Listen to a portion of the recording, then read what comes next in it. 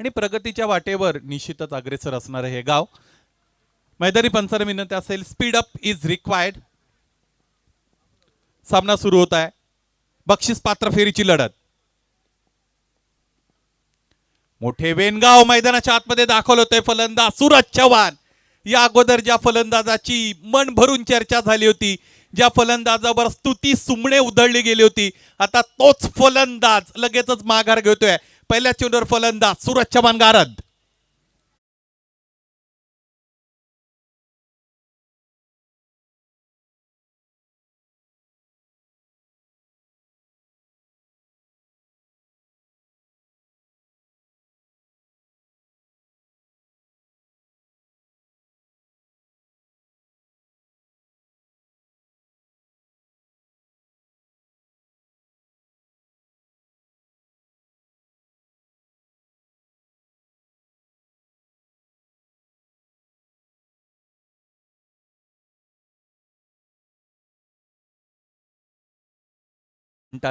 त्या पद्धतीने हा चेंडू समोर ठेवला, फलंदाजाला खुलं आव्हान दिलं की तुला जर वाटत असेल तर तू एखादा ड्राइव्ह इथे खेळू शकतो, आणि तिथेच फलंदाज फसले।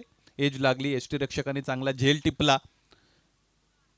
नवीन फलंदाज मैदानाच्या आतमध्ये दाखल होत आहेत, क्रमांक 3 साठी हर्षल।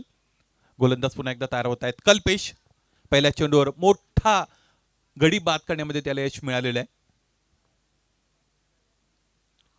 आणखी एकदा चांगला चेंडू, आणखी एकदा चांगला चेंडू, फुलर लेनचा चेंडू। गोलंदाजाकडे अजय जे कंपॅरेटिव्हली कमी उंची असेल किंवा ॲव्हरेज उंची असेल, म्हणजे त्यातल्या त्यात कमी उंची असेल, तर तो गोलंदाज फुलर लेनची गोलंदाजी चांगल्या पद्धतीने करतो। असा एक अलिखित नियमच जणू काय बनलेला आहे। जे उंच पुरे गोलंदाज आहेत त्यांना फुलर लेनची गोलंदाजी करणं थोडं कठीण आहे। या गोष्टीची पुष्टी देऊच आपण या चेंडू नंतर।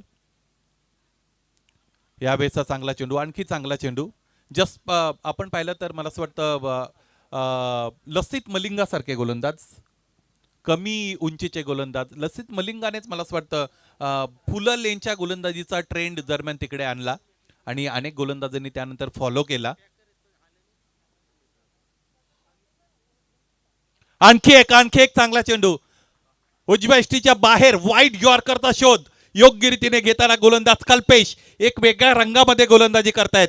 आतापर्यंत त्याने एकही धाव खर्च केली नाही। प्रतिस्पर्धी संघातील सगळ्यात महत्त्वाचा फलंदाज बाद करण्यामध्ये आतापर्यंत यश मिळालेलं आहे। What a great spell. Sir खरं तर अनुश्रा 11 जय भवानी वावळोली या संघाच्या या स्पर्धेमध्ये ज्यांनी पॅकरशिप दिल्या त्या पॅकर आहे अमित तुपे आणि रुपेश जाधव यांचा हा संघ आहे। टेनिस क्रिकेट बदललं, पुन्हा एकदा तीच चर्चा येते। या अगोदर 1-2 घटकांची चर्चा केली आपण, परंतु त्यामध्ये पुरस्कर्ते सौजन्यदाते पॅकर्स यांचाही तितकाच मोठा महत्त्वाचा रोल आहे असं मला वाटतं अजय। कारण मग तुम्ही तुमच्या परिसरामध्ये खेळणारे ग्रामीण जे संघ आहेत त्या ग्रामीण संघांना वाव दिला, ते परिसराच्या बाहेर गेले, वेगवेगळ्या ठिकाणी गेले, वेगवेगळ्या तालुक्यांमध्ये गेले, जिल्ह्यांमध्ये गेले, त्यानंतर चमकल्यानंतर मग सगळ्या क्रिकेट रसिकांना त्यांची नावं माहिती झाली, ते क्रिकेटिंग युनिट चर्चेला आलं।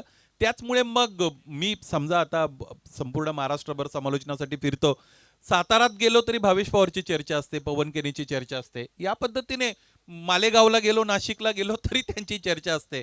त्याचमुळे आता मग हे फार मोठं वलय प्राप्त झालेलं आहे टेनिस क्रिकेट विश्वाला, आणि त्यामध्ये सौजन्य दात्यांचे आपल्याला आभार व्यक्त करावे लागतील। अनुश्रा 11 यांचे सौजन्य दाते अमित तुपे आणि रुपेश